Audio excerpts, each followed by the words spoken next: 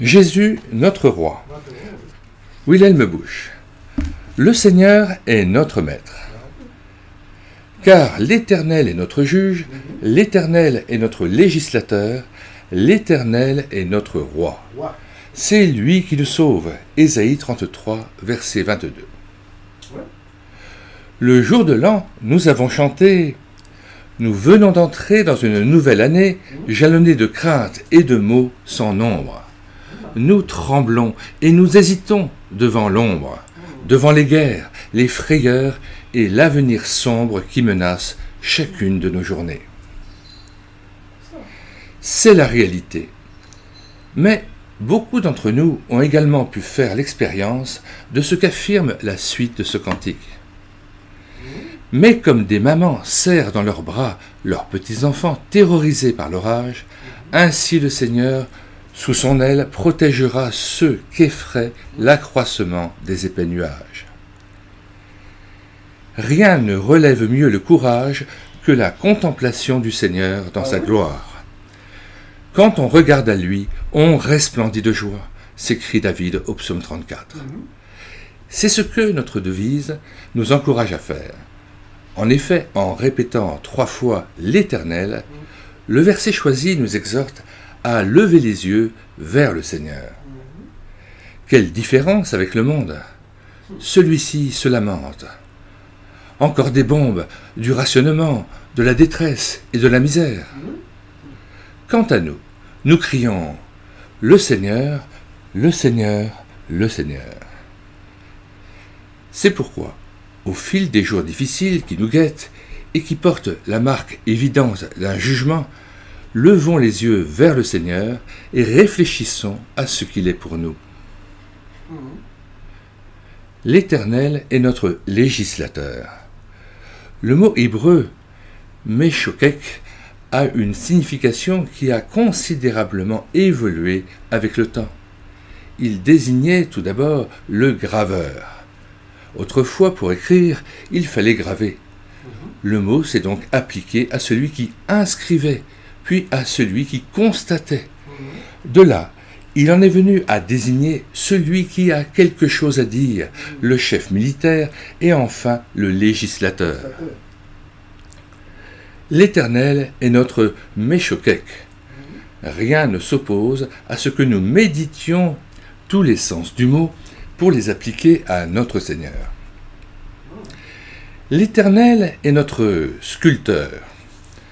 On trouve le mot « sculpter » dans le livre du prophète Ézéchiel. À celui-ci, Dieu a donné l'ordre suivant.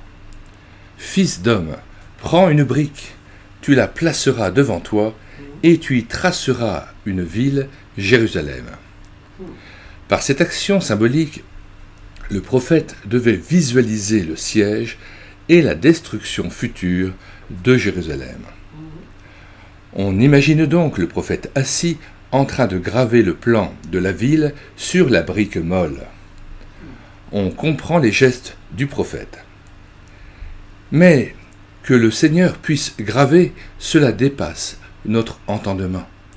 Pourquoi devrait-il péniblement graver dans un matériau plus ou moins malléable, lui qui, d'un mot, crée le monde?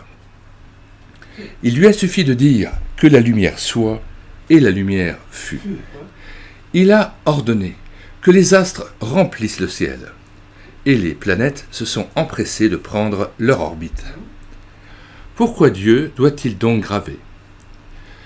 Nous serons encore plus perplexes en découvrant le matériau dans lequel le Seigneur enfonce son burin. Quand j'étais enfant, lors de la construction d'une église, j'ai eu l'occasion de voir un tailleur de pierre façonner des personnages en les taillant dans un bloc de grès.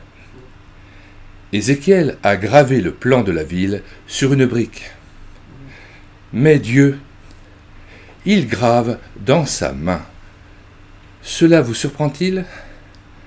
La main du Seigneur peut se faire plus dure que le granit lorsqu'elle menace le monde. Mais elle peut aussi devenir la main la plus tendre et la plus douce. Dans cette main, il grave le nom et l'image de son Église qu'il a rachetée par son sang précieux. Elle est le rassemblement de tous ceux qui croient en lui. Sion disait « L'Éternel m'a abandonné, le Seigneur m'a oublié ». Une femme oublie-t-elle son nourrisson? N'a-t-elle pas compassion du fils de ses entrailles? Quand elle l'oublierait, moi, je ne l'oublierai pas. Voici, je t'ai gravé sur mes mains. Ésaïe 49, versets 14 à 16. C'est un mot de racine analogue qui se trouve dans le texte original de notre devise et que nos versions rendent par législateur. L'Éternel est notre graveur. Dans cette cité de Sion, on ne peut y entrer que par la nouvelle naissance, suscitée par la parole et l'Esprit de Dieu. Sommes-nous de ce nombre? Notre nom est-il gravé dans la main du Seigneur? Si c'est le cas, nous n'avons plus rien à craindre. Il a inscrit mon nom précieux dans sa main, il l'a gravé, il l'a constamment devant ses yeux.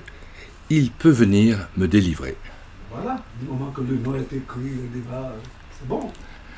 L'Éternel est notre graveur. Lorsque nous prenons notre repas de midi, nous sommes toujours nombreux autour de la table. Mais celui qui met le couvert voit son travail facilité, car chacun a son nom gravé sur sa cuillère. Chaque fois que je la prends en main, je me dis « Cet objet est incontestablement à moi, mon nom est gravé dessus ». Dans le livre de l'Apocalypse, il est aussi question de noms gravés. À la fin des temps, quelqu'un se lèvera et se prétendra Dieu et Sauveur des hommes, l'Antichrist. Il exigera que tous les hommes soient marqués de son signe à la main droite et sur le front. Ce sera la preuve qu'ils lui appartiennent. Quand j'étais petit garçon, ma mère nous parlait souvent de sa propre enfance. J'étais fort impressionné par ce qu'elle nous racontait de la servante qui travaillait chez ses parents. Lorsqu'elle couchait les enfants, elle leur disait souvent « Mes petits, pour rien au monde, ne prenez la marque de l'Antéchrist. » Mais il n'y a pas que l'enfer qui impose sa marque sur ceux qui sont à lui. Le Seigneur aussi met sa marque sur les siens. Dans Apocalypse 7, il est dit qu'un ange qui montait du côté du soleil, levant, cria d'une voix forte « Ne jugez pas la terre avant que nous n'ayons marqué du sceau le front des serviteurs de Dieu. » Ne voulons-nous pas être comptés parmi les serviteurs de Dieu qui portent son sceau sur leur front? J'en reviens au prophète Ézéchiel. À partir du chapitre 4, il rapporte une vision effrayante. Il aperçoit un messager, un ange de Dieu, chargé par le Seigneur de marquer de son sceau tous ceux qui sont dans l'Église et qui se lamentent de son état. Après cela, 6 anges viennent exécuter les jugements. Il leur a ordonné de tuer tous ceux qui ne portent pas le sceau. Une fois leur sinistre besogne accomplie, il ne reste qu'un survivant, Ézéchiel. Même dans l'assemblée du Seigneur, il n'y en avait pas davantage qui étaient marqués du sceau de Dieu. Nous pouvons recevoir ce sceau dès à présent intérieurement par le Saint-Esprit. Heureux celui qui est scellé du Saint-Esprit, qui peut témoigner.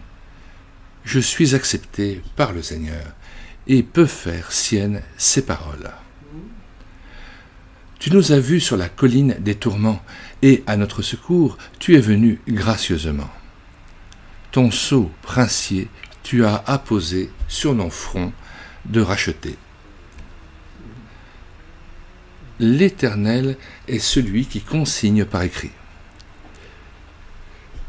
Curieuse affirmation quand on sait que les évangélistes ne présentent jamais le Seigneur Jésus en train d'écrire, sauf une fois où il a écrit sur le sable. Combien il nous serait agréable de pouvoir exposer dans un musée les documents autographes de Jésus-Christ.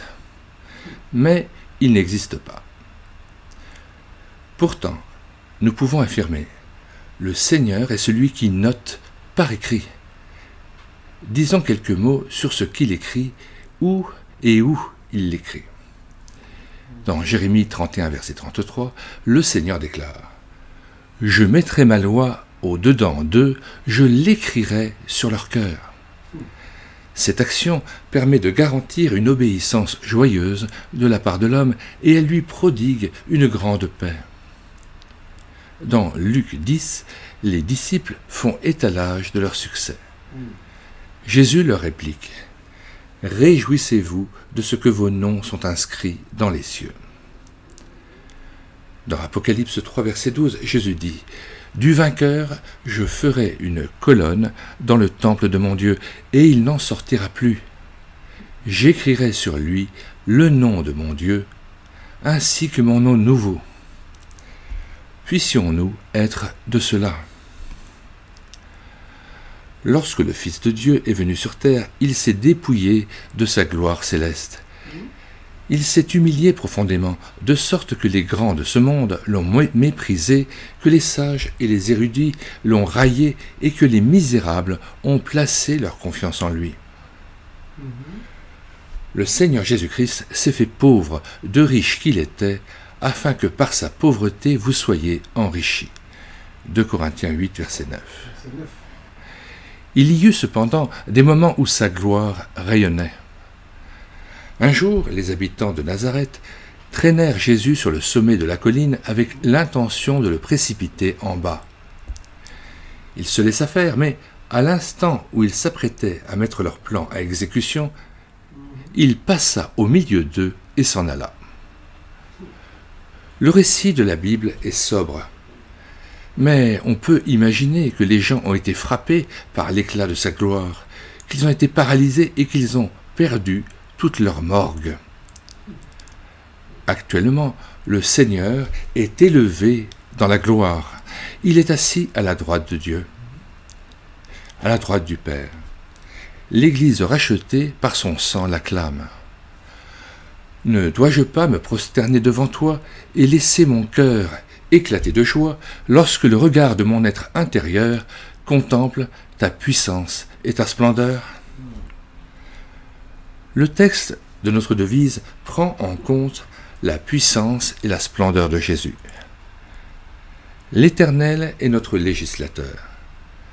Souvenons-nous que dans l'original, le mot traduit par législateur n'est pas un nom, mais une forme verbale qui exprime une activité et que celle-ci revêt plusieurs aspects. Poursuivons notre investigation. Méchoquek signifie encore « celui qui constate ». Qu'entendons-nous par constater? Le fait qu'une personne affirme, déclare, sans tolérer un avis différent, ni une discussion. C'est dans ce sens qu'Ésaïe emploie à 2 reprises le mot « constater » en Ésaïe 10, verset 1. Malheur à ceux qui constatent des décrets funestes, qui transcrivent des arrêts injustes. À ce propos, j'aimerais évoquer la fable du loup et de l'agneau. Les 2 animaux se désaltéraient dans le même cours d'eau. Tu seras châtié pour avoir eu la témérité de troubler mon breuvage, dit le loup. L'agneau effrayé répartit. En me désaltérant dans le courant plus de 20 pas en dessous de toi, je n'ai pu en aucune façon troubler ta boisson. Tu la troubles, à un point, c'est tout. Le loup prononce un arrêt injuste. C'est ce que faisaient les mauvais juges du temps d'Ésaïe. Le Seigneur constate, lui aussi, des choses indiscutables, mais ses affirmations ne sont pas funestes ni injustes. Il souligne cependant des faits que la raison humaine n'accepte pas. Pire même, les dires du Seigneur scandalisent l'homme naturel. Passons en revue quelques-unes des affirmations péremptoires de Jésus. Dans Jean 8, verset 12, il déclare « Je suis la lumière du monde ». L'homme naturel s'insurge contre cette prétention. Ce n'est pas vrai, il existe d'autres grands hommes en dehors de Jésus. Tout n'est pas ténèbres en dehors de Jésus. Le Seigneur ne discute pas, il maintient son point de vue. Je suis la lumière du monde. Dans Jean 14, verset 6, Jésus affirme « Nul ne vient au Père que par moi. » Le monde crient au scandale. C'est insensé, de nombreux chemins mènent à Dieu. Chacun peut découvrir la félicité par lui-même. Peine perdue de vouloir discuter avec Jésus. Il reste intraitable. Je suis le chemin, nul ne vient au Père que par moi. Sur la croix, Jésus-Christ s'est écrié « Tout est accompli ». Question qui fait sourire. Qu'est-ce qui est accompli? L'incrédulité doute, l'incrédule doute. Mon salut est déjà garanti. Il faut quand même que j'apporte ma contribution. La foi prête une oreille attentive à Jésus et se réjouit de son affirmation « Tout est accompli ». Peu avant l'ascension, le Seigneur a affirmé « Tout pouvoir m'a été donné sur la terre et dans les cieux ». Cette parole ne nous laisse-t-elle pas un peu sceptiques? On ne voit rien de ce pouvoir. Tout va de travers ici-bas. Mais Jésus ne répond pas à nos interrogations. Il se contente de maintenir « Tout pouvoir m'a été donné ». Le monde s'irrite des déclarations solennelles de Jésus. Il s'insurge et propose « Discutons-en ». Mais l'Église n'a pas discuté les propos du Seigneur. Elle les accepte et les propage. Celui qui proclame ou prescrit. C'est dans ce sens qu'on trouve le mot en Proverbe 31, verset 5. La mère de Lémuel exhorte son fils à s'abstenir des boissons fortes, de peur qu'en buvant, il n'oublie ce qui a été prescrit. L'Éternel est celui qui proclame. Une proclamation est une communication officielle faite par un souverain. On connaît la célèbre proclamation faite à la population de Berlin en 1806, lorsque les troupes prussiennes furent défaites par les armées napoléoniennes devant Iéna et Auerstedt. Elle commençait par ces mots « Le calme est le premier devoir de la cité ». Qui n'a jamais entendu parler de la proclamation du roi de Prusse en 1813, par laquelle le souverain entamait le combat pour la liberté de son peuple? Le Seigneur a fait quelques proclamations. Elles ne s'adressent pas seulement à une ville ou à un peuple, mais à toute l'humanité, par conséquent à nous aussi, à vous comme à moi. Même si les proclamations du Seigneur Jésus remontent à plusieurs siècles, elles n'ont rien perdu de leur efficacité et de leur actualité, car elles sont valables jusqu'à la fin du monde. Je vais en évoquer deux. La première se trouve dans Ésaïe 45, verset 22. « Tournez-vous vers moi et soyez sauvés. » Tournez-vous vers moi, c'est l'invitation du crucifié. Je prends la seconde dans Matthieu 11, verset 28.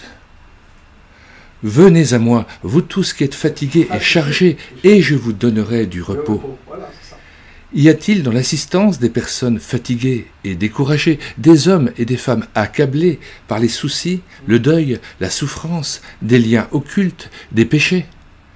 Quelques-uns sont-ils tourmentés par leurs semblables? Écoutez la proclamation du Seigneur, « Venez à moi, vous tous. » Celui qui fixe. Le mot « Méchokek » est employé à 2 reprises dans le livre des Proverbes au chapitre 8. Au verset 29, il est dit que Dieu a, par Jésus-Christ, tracé les fondements de la terre, et au verset 27, qu'il a tracé un cercle à la surface de l'abîme. Le Seigneur est celui qui garantit le maintien de l'univers.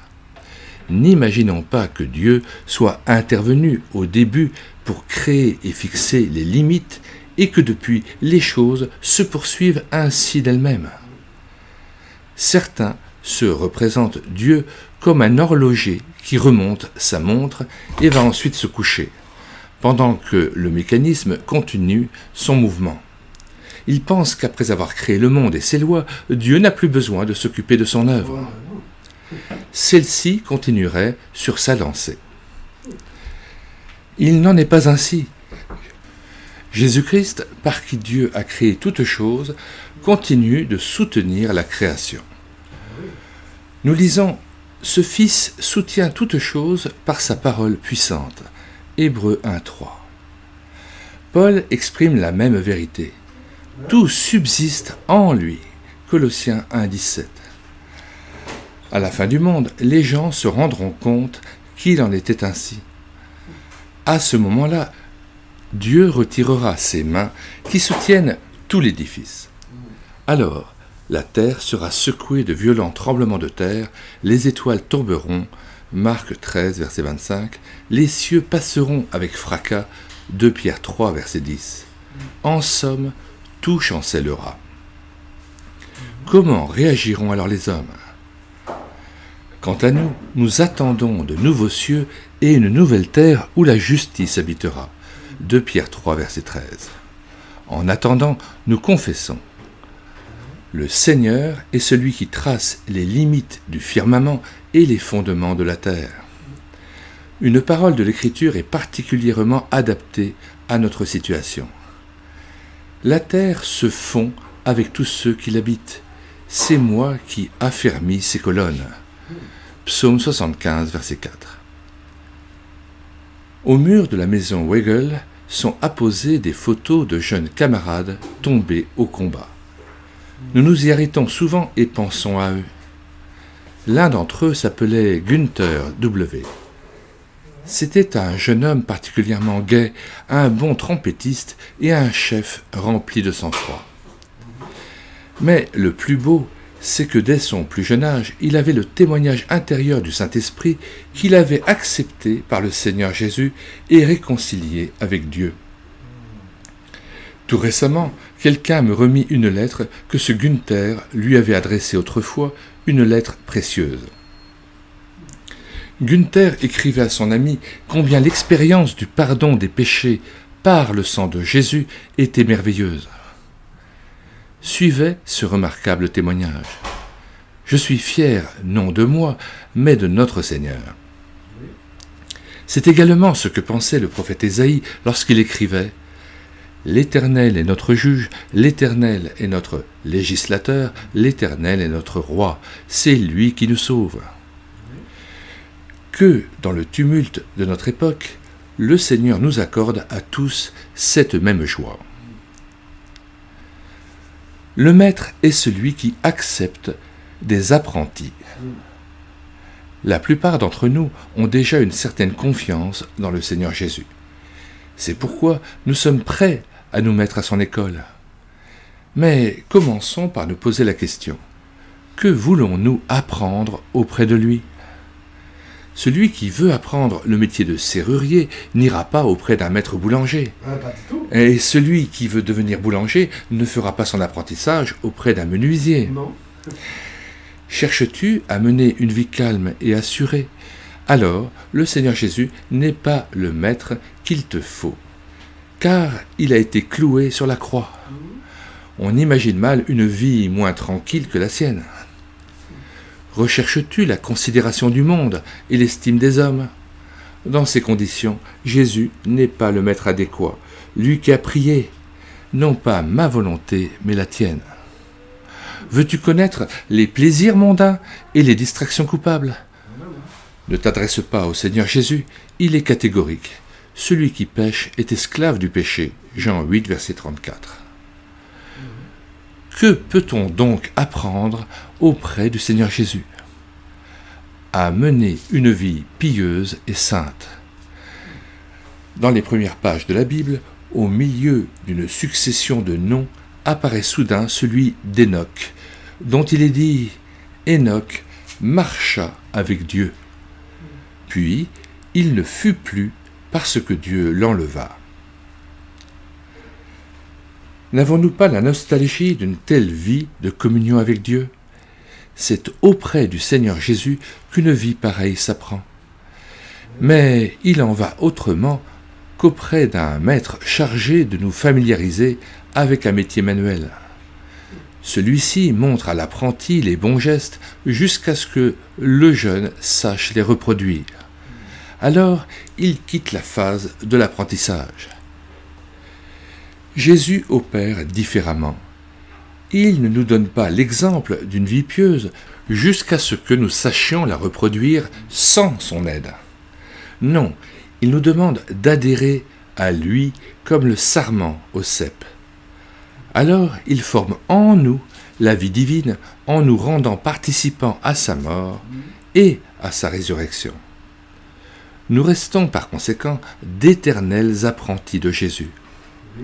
Puissions-nous faire partie de ces apprentis qui entourent le Maître et confessent « Le Seigneur est notre Maître ». Le Maître, c'est celui qui invente. Ces jours-ci, j'ai reçu une lettre d'un ancien directeur de la maison Weigel. Il est actuellement soldat sur le front de l'Est. Il a réfléchi à la devise choisie pour cette année et dit ceci. Dans la rue Weigel, près de l'entrée de la maison Weigel, se trouve l'atelier d'un contremaître. Au-dessus du portail d'entrée, il a fait graver ces mots. Qui est maître? Celui qui invente. Qui est compagnon? Celui qui sait. Qui est apprenti? N'importe qui. Le Seigneur est notre maître, un maître qui a conçu le plan du salut. Voilà ce qu'écrit ce soldat. Cette pensée m'a beaucoup plu. Le Seigneur est notre maître parce qu'il a inventé quelque chose, une réalité que nous autres, ouvriers médiocres et apprentis, n'aurions jamais imaginé. Un plan de salut pour des pécheurs perdus. Il ne s'est pas contenté de concevoir ce plan merveilleux, il l'a aussi réalisé en mourant pour nous sur la croix et en ressuscitant glorieusement le troisième jour. Les hommes se sont creusé la tête pour savoir comment résoudre le problème du péché. Certains ont trouvé une solution facile. Ils déclarent tout simplement « Nous n'avons pas de péché ». En réalité, ils n'en croient pas un mot. D'autres déclarent les commandements divins sans effet. Il n'y a donc pas de transgression. Mais Dieu ne partage pas ce point de vue. D'autres encore contestent le jugement de Dieu et prétendent « Le péché n'est pas si grave que cela ». Pourtant, leur conscience les convainc clairement qu'un jour, ils devront rendre compte à Dieu. D'autres s'efforcent d'expier leurs fautes en pratiquant des bonnes œuvres. Malgré cela, ils ne trouvent pas la paix du cœur. Il en est qui se consolent à bon compte. Dieu est bon, disent-ils, il n'attache pas une importance démesurée à nos fautes. Ils se trompent lourdement, car Dieu est juste et saint. Il faut l'affirmer sans détour. Nous serions tous voués à la perdition si le Maître n'avait pas imaginé un plan de salut et s'il ne l'avait pas mis à exécution. Un plan qui tienne compte de la justice et de l'amour de Dieu. Ayant choisi de représenter la race pécheresse, le Maître a pris sur lui le péché de nous tous et a subi sur la croix le juste châtiment de Dieu lorsqu'il a poussé ce cri déchirant. Mon Dieu, pourquoi m'as-tu abandonné » Désormais, celui qui croit en lui et se convertit à lui bénéficie du salut offert par ce Maître et entre dans la vie éternelle. Le Maître est celui qui maîtrise la situation. Lorsque j'étais soldat, j'ai reçu un jour de nouveaux chevaux. L'un d'entre eux était une vraie bête sauvage. Plus personne n'acceptait de s'occuper de cette monture rétive. Mais un jour, la personne chargée de fourrager les chevaux, un cavalier émérite, décida de prendre l'animal en main. Je vois encore l'homme et l'animal revenir tous deux trempés de sueur au terme des séances de dressage. Mais à partir de ces jours-là, le cheval fut maîtrisé. Le Seigneur est notre Maître. Plusieurs d'entre nous sont effarouchés et troublés par les événements de notre temps. Mais que personne ne pense que Jésus ne maîtrise plus la situation. Il tient solidement aussi bien les rênes de nos vies que le destin des nations, et rien n'arrive sans qu'il le sache. Rien n'échappe à son contrôle. Au-dessus de ma table de travail, j'ai accroché ce verset. Plus que la voix des grandes eaux, des magnifiques vagues de la mer, l'Éternel est magnifique dans les lieux élevés. Psaume 93, verset 4. Le Seigneur maîtrise. Attachons-nous chacun fortement à cette vérité. Ceux d'entre nous qui ont commencé à suivre le Seigneur Jésus ne craignent rien plus qu'eux-mêmes. Ils savent que le vieil homme, l'homme charnel, cherche constamment à ruer comme un cheval sauvage. Qui donc peut le maîtriser? Grâce soit rendue à Dieu de ce que nous pouvons proclamer. Le Seigneur est notre Maître. Il triomphera de nous et nous rendra parfaits. Abandonnons-nous simplement entre ses mains. Où pourrais-je prétendre être plus heureux qu'auprès de toi? Tu es toujours prêt à répandre des bénédictions sans nombre sur moi. Où pourrais-je être mieux consolé qu'auprès de toi, Seigneur précieux? Tout pouvoir t'a été donné sur la terre et dans les cieux. Où trouver un tel Seigneur parfait, capable d'accomplir pour moi ce qu'a fait Jésus? M'arracher à la mort et expier mes forfaits grâce au sang précieux qu'il a répandu. Ne dois-je pas me consacrer à celui qui pour moi s'est sacrifié? Ne dois-je pas lui jurer fidélité jusque dans la mort et l'éternité? J'ouvre une parenthèse à ce point-là de ce récit, de cette lecture. On n'a pas à jurer fidélité à Dieu. Jésus-Christ lui-même, notre Maître, nous a prescrit de ne jurer de rien, ni par le ciel, ni par la terre. Et donc, pour suivre le Seigneur, nul n'est besoin de jurer. Nous n'avons pas à jurer. Il nous est interdit de jurer fidélité. L'homme par lui-même est incapable de tenir un serment. C'est seulement par la grâce de Christ, par la grâce de Dieu, c'est par son esprit que nous sommes fidèles. Et donc, nous pouvons simplement nous en remettre à lui en nous abandonnant à sa volonté et en sachant que c'est en lui qu'est le oui et l'amen. Nous mettons dans les commentaires de cette vidéo le lien de téléchargement gratuit de cet ouvrage, ainsi que le lien de téléchargement d'autres ouvrages de Wilhelm Busch. Nous avons déjà lu en audiobook toutes les autres œuvres de Wilhelm Busch, comme Jésus notre paix, Jésus notre unique espérance et Jésus notre destin, ainsi que Un chant dans le chaos. Sur cette chaîne YouTube, elle écoutait sa parole. Si vous voulez profiter des 1500 ouvrages dont nous avons assuré la réédition numérique, comme cet ouvrage de Wilhelm Busch qui était épuisé, eh bien, vous écrivez sur la page de recherche Google médiathèquechrétienne.fr, tout attaché d'un seul tenant et sans accent. Arrivé sur la page d'accueil, vous cliquez sur Livres à télécharger, puis vous faites une recherche par ordre alphabétique d'auteur.